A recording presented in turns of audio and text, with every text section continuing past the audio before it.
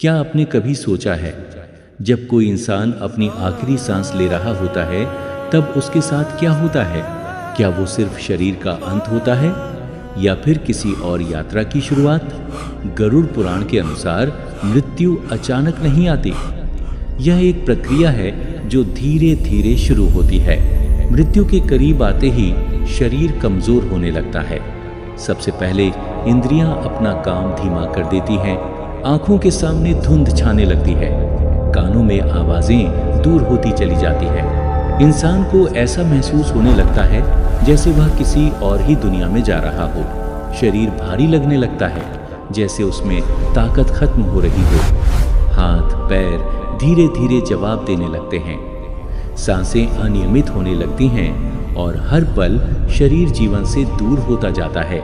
गरुड़ पुराण में बताया गया है कि मृत्यु के समय इंसान अपने पूरे जीवन को एक साथ देखता है। बचपन से लेकर आखिरी पल तक की हर घटना उसके सामने एक फिल्म की तरह चलने लगती है। हर अच्छा कर्म, हर बुरा कर्म, हर खुशी और हर दुख एक साथ सामने आ जाता है। लेकिन इस बार इंसान सिर्फ देखता है, कुछ बदल नहीं सकता।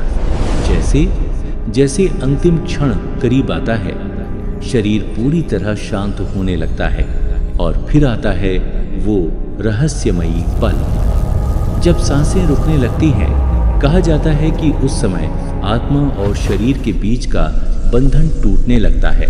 धीरे धीरे आत्मा शरीर से अलग होने लगती है।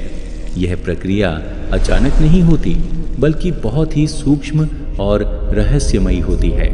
ऐसा महसूस होता है जैसे कोई अदृश्य शक्ति आत्मा को शरीर से बाहर खींच रही हो और कुछ ही क्षणों में आत्मा उस शरीर से अलग हो जाती है, जो अब केवल एक निर्जीव आवरण रह जाता है। उस समय शरीर पूरी तरह शांत हो जाता है, लेकिन यात्रा वहीं खत्म नहीं होती। कहा जाता है कि आत्मा उसी क्षण अपनी अगली यात्रा के लिए तैयार हो जाती है। लेकिन सबसे बड़ा सवाल यही रह जाता है, क्या आत्मा तुरंत आगे बढ़ जाती है या कुछ समय तक इसी दुनिया के बीच फंसी रहती है? और यही से शुरू होता है मृत्यु के बाद का रहस्य।